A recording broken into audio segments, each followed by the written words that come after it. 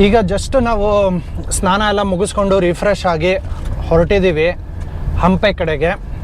ಹಂಪೆಯಲ್ಲಿ ಇರೋವಂಥ main tourist attractions ಯಾವ್ದ್ಯಾವ್ದಿದೆ ಅವುಗಳನ್ನು ಒಂದು ಸ್ವಲ್ಪ ಎಕ್ಸ್ಪ್ಲೋರ್ ಮಾಡಿಕೊಂಡು, ಹಾಗೆ ಮಧ್ಯಾಹ್ನದ ಊಟ ಇದೆಲ್ಲ ಮುಗಿಸ್ಕೊಂಡು ರಾತ್ರಿ ಹೊತ್ತಿಗೆ ಮತ್ತೆ ನಮ್ಮ ಸ್ಟೇ ಯಾವುದಿದೆ ವೈಲ್ಡ್ ಸ್ಟೋನ್ ಹಂಪಿ ಅಲ್ಲಿಗೆ ನಾವು ಬರ್ತೀವಂತೆ. ಅಲ್ಲಿ ತನಕ ಏನೇನು ಎಕ್ಸ್ಪ್ಲೋರ್ ಮಾಡ್ತೀವಿ ಅನ್ನೋದನ್ನು ಈ ವಿಡಿಯೋದಲ್ಲಿ ತೋರಿಸ್ತೀನಿ. ಈಗ ಸದ್ಯಕ್ಕೆ ನಾವು ಕಿಷ್ಕಿಂಧ ಕಡೆಗೆ ಇದ್ದೀವಿ. ನೀವು ಆ ಸೈಡ್ ನೋಡಿದ್ರೆ ಆ ಕಡೆ ತೋರಿಸು, ಅಲ್ಲಿ ಮೇಲ್ಗಡೆ ಕಾಣುತ್ತೆ.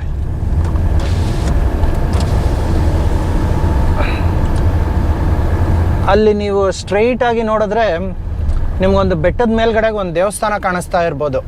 ಸೊ ಆ ದೇವಸ್ಥಾನ ಬಂದುಬಿಟ್ಟು ಅಂಜನಾದ್ರಿ ಬೆಟ್ಟ ಅಂತ.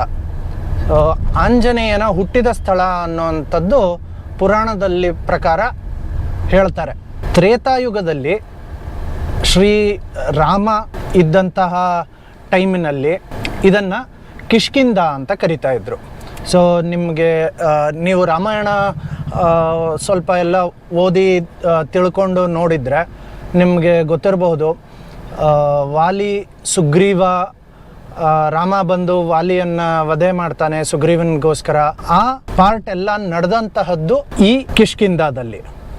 ಇಲ್ಲಿ ಈಗ ಸದ್ಯಕ್ಕೆ ಏನೋ ಟ್ರಾಫಿಕ್ ಎಲ್ಲ ಬ್ಲಾಕ್ ಮಾಡಿದ್ದಾರೆ, ನೋಡೋಣ ಏನು ಕತೆ ಅಂತ. ನಾವು ಹೋಗಿದ್ದು ಡಿಸೆಂಬರ್ 24. ಆವತ್ತು ಹನುಮ ಜಯಂತಿ ಆಗಿದ್ದರಿಂದ ಅಂಜನಾದ್ರಿ ಬೆಟ್ಟದಲ್ಲಿ ಹನುಮಮಾಲಾ ಅಭಿಯಾನ ಕೂಡ ಇತ್ತು. ಅದಕ್ಕೋಸ್ಕರ ಅಲ್ಲಿ ರೋಡ್ ಕೂಡ ಬ್ಲಾಕ್ ಮಾಡಿದರು. ಅದಕ್ಕೆ ಅಂತಲೇ ನಾವು ನಮ್ಮ ಪ್ಲ್ಯಾನನ್ನು ಸ್ವಲ್ಪ ಚೇಂಜ್ ಮಾಡ್ಕೊಂಡ್ವಿ. ಏನೇನು ಚೇಂಜಸ್ ಮಾಡ್ಕೊಂಡ್ವಿ ಅಂತ ಮುಂದಕ್ಕೆ ನೋಡೋಣ. ಇಲ್ಲಿ ಒಂದು ಸಲ ಪೊಲೀಸ್ ಅವ್ರ ಹತ್ರ ಕೇಳ್ಕೊಂಬಿಡೋಣ ಇದಕ್ಕೆ ಹೋಗೋದು ಹೆಂಗೆ ಅಂತ. ಸರ್, ಇದು ವಿರೂಪಾಕ್ಷ ಟೆಂಪಲಿಗೆ ಹೆಂಗೆ ಹೋಗೋದ್ರಿ? ಈಗ ಹಂಪಿಗೆ ಈ ಕಡೆ ರೋಡ್ ಬ್ಲಾಕ್ ಮಾಡಿಟ್ಟಾರ, ಬಿಡಲಿಲ್ಲ. ಹಾಂ ಹಾಂ, ಒಳಗಡೆ ಇದೆಯಾ? 5 ಕಿಲೋಮೀಟರ್ ದೂರ ಆಗುತ್ತೆ. ಹೌದಾ?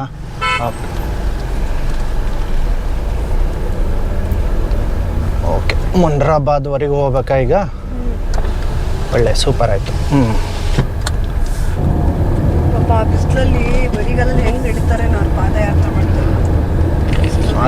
ಅದೇ ಇರೋದು ಆಂಜನೇಯನ ಭಕ್ತರು ಅಂತ ಅಂದರೆ ಏನು ಅಂದ್ಕೊಂಡಿದೀಯಾ?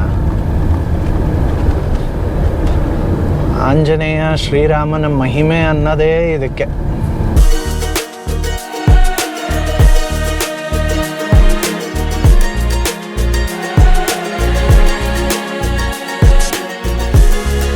ಓಕೆ, ಸ್ವಲ್ಪ ಪ್ಲ್ಯಾನಲ್ಲಿ ಚೇಂಜಸ್ ಮಾಡ್ಕೊಂಡಿದ್ದೀವಿ. ಇವತ್ತು ಆ ಕಡೆ ಹಂಪೆಯ ಕಡೆಗೆ ಹೋಗಿ ಎಕ್ಸ್ಪ್ಲೋರ್ ಮಾಡೋದನ್ನು ಬಿಟ್ಬಿಟ್ಟು ಈ ಕಡೆ ಸನಾಪುರ್ ಲೇಕ್ ಸೈಡು ಎಕ್ಸ್ಪ್ಲೋರ್ ಮಾಡ್ತೀವಿ. ಅಲ್ಲಿ ಹೋಗಿ ನಾವು ಏನೇನು ಮಾಡ್ತೀವಿ ಅನ್ನೋದನ್ನು ತೋರಿಸ್ತೀನಂತೆ. ಬನ್ನಿ ಇನ್ನು ಮುಂದುವರ್ಸೋಣಂತೆ.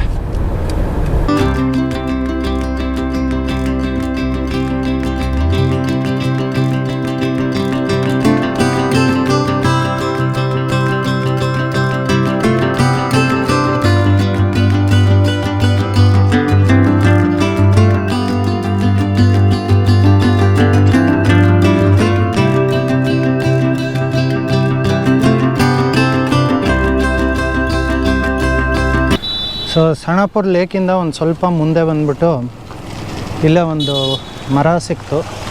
ಮರದ ಪಕ್ಕದಲ್ಲೇ ನಮ್ಮ ನೆಕ್ಸಾನನ್ನು ಪಾರ್ಕ್ ಮಾಡಿ ನಮ್ಮ ಕ್ಯಾಂಪಿಂಗನ್ನು ಇಲ್ಲಿ ಶುರು ಮಾಡಿದ್ದೀವಿ. ಇಲ್ಲಿ ನೋಡಿ ಜನ ಮಾಡಿರೋದು. ಇಂಥವನ್ನೆಲ್ಲ ಏನಕ್ರಪ್ಪ ಮಾಡ್ತೀರಾ? ಇರೋವಂಥ ಜಾಗನ ಚೆನ್ನಾಗಿ ಇಟ್ಕೊಳ್ಳಿ, ನಮ್ಮಂಥವ್ರಿಗೂ ಯೂಸ್ ಆಯ್ತವೆ. ಅದಕ್ಕೆ ಈಗ ಚಾಪೆ ಹಾಸ್ಕೊಂಡು ಇಲ್ಲಿ ನಮ್ಮ ಅಡುಗೆ ಕಾರ್ಯಕ್ರಮ ಶುರು ಆಗ್ತಾ ಇದೆ. ಇವತ್ತು ಏನು ಮಾಡಬೇಕು ಅಂತ ಇದ್ದೀರಾ ಮೇಡಮ್? ಅದು ಸಿಂಪಲ್ ಆಗಿ ಅನ್ನ ರಸಮ್ಮ. ಅಕ್ಕಿ ತಂದಿದ್ದೀರಾ, ಆಮೇಲೆ ನೆಕ್ಸ್ಟ್ ಅಕ್ಕಿನ ತೊಳೆದು ಅನ್ನಕ್ಕೆ ಇಟ್ಕೋಬೇಕು. ಆಮೇಲೆ ಅಕ್ಕಿನ ಅನ್ನ ಕುಕ್ಕರಲ್ಲಿ ಬೇಳೆನ ಬೇಯಕ್ಕಿಟ್ಟು ಆಮೇಲೆ ಮಾಡೋದು ರಸಮ್ಮು. ಅಕ್ಕಿಲ್ಲ ಮಾಡೋ ತನಕ ನೋಡಿ ಅಕ್ಕಿ ಮಾಡ್ತೀರಾ ರಸಮ್ನ? ಅದು ಬೇಕಾ, ಅದಕ್ಕೆ ಹೇಳೋದು ವಿಡಿಯೋ ಮಾಡಿ ಅಂತ. ಒಟ್ಟಿಗೆಲ್ಲ ಹೇಳ್ಬಿಟ್ರೆ ಪೂರ್ತಿ ವಿಡಿಯೋ ನೋಡ್ಬೇಕಾ ಹಂಗಿದ್ರೆ? ಹೌದು ಮತ್ತೆ.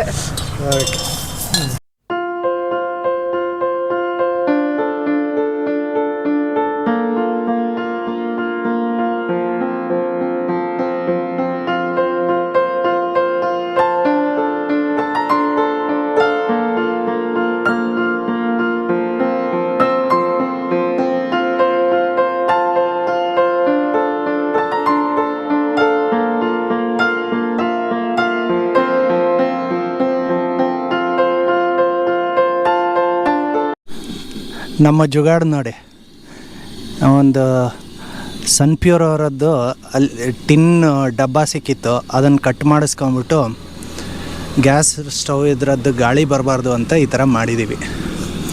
ಸೊ ಈಗ ಸದ್ಯಕ್ಕೆ ಕುಕ್ಕರ್ ಇದೆಲ್ಲ ಮುಗಿಲಿ, ಅಲ್ಲಿ ತನಕ ಟೈಮ್ ಪಾಸಿಗೆ ಬೂಂದಿಲಾಡ್ತೀನಿ ನಾನು.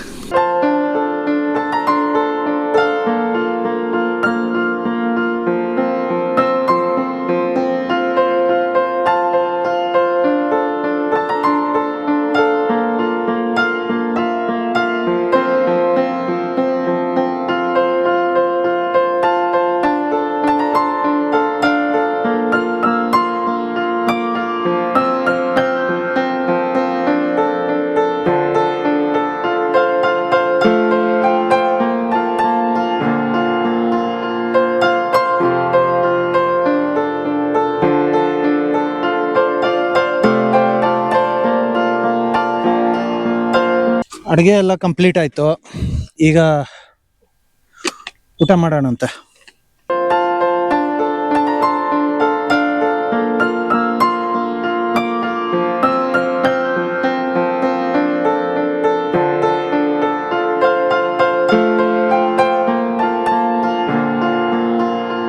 ಊಟ ಮುಗಿಸ್ಕೊಂಬಿಟ್ಟು ಸನಾಪುರ್ ಲೇಕ್ ಹತ್ರ ಬಂದಿದ್ದೀವಿ. ನೀವು ನೋಡ್ತಾ ಇರ್ಬೋದು, ನಮ್ಮ ನೆಕ್ಸಾನನ್ನು ಅಲ್ಲಿ ಪಾರ್ಕ್ ಮಾಡಿದ್ದೀವಿ. ಈಗ ಆರಾಮಾಗಿ ಒಂದು ತೆಪ್ಪದಲ್ಲಿ ಒಂದು ರೌಂಡ್ ಹೋಗಿ ಬರೋಣಂತೆ.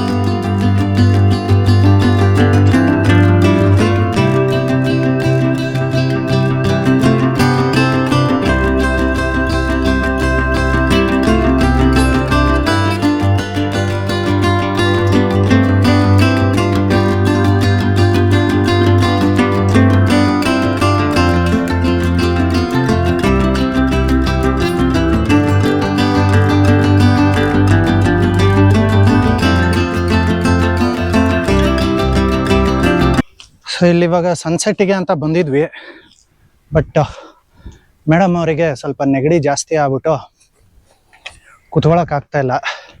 ಹಾಗಾಗಿ ರೂಮಿಗೆ ವಾಪಸ್ ಹೋಗ್ತಾ ಇದ್ದೀವಿ. ಸೊ ರೂಮಿಗೆ ವಾಪಸ್ ಹೋಗ್ಬಿಟ್ಟು ಆರಾಮಾಗಿ ಇವತ್ತು ರೆಸ್ಟ್ ತೊಗೋತೀವಿ. ನಾಳೆ ಹಂಪೆ ಕಡೆಗೆ ಎಕ್ಸ್ಪ್ಲೋರ್ ಮಾಡೋದಕ್ಕೆ ಹೋಗ್ತೀವಂತೆ. ಸೊ ಅದನ್ನು ನಾನು ಮುಂದಿನ ವಿಡಿಯೋದಲ್ಲಿ ತೋರಿಸ್ತೀನಿ. ಸೊ ಮುಂದಿನ ವಿಡಿಯೋ ತನಕ ಕಾಯ್ತಾ ಇರಿ. ಇಷ್ಟರವರೆಗೂ ವಿಡಿಯೋ ನೋಡಿದ್ದಕ್ಕಾಗಿ ತುಂಬ ಧನ್ಯವಾದ. ಇಲ್ಲಿ ತನಕ ವಿಡಿಯೋ ನೋಡಿದ್ದೀರಾ ಅಂತ ಅಂದಮೇಲೆ ನನ್ನ ಚಾನಲಿಗೆ ಸಬ್ಸ್ಕ್ರೈಬ್ ಆಗೋದನ್ನು ಮರಿಬೇಡಿ. ಹಾಗೆ ಈ ವಿಡಿಯೋನ ಲೈಕ್ ಮಾಡಿ, ಕಮೆಂಟ್ ಮಾಡಿ, ನಿಮ್ಮ ಫ್ಯಾಮಿಲಿ ಮತ್ತು ಫ್ರೆಂಡ್ಸ್ ಜೊತೆಗೆ ಶೇರ್ ಮಾಡಿ. ಮುಂದಿನ ವಿಡಿಯೋದಲ್ಲಿ ಸಿಗೋಣ. ಅಲ್ಲಿವರೆಗೆ ಧನ್ಯವಾದ.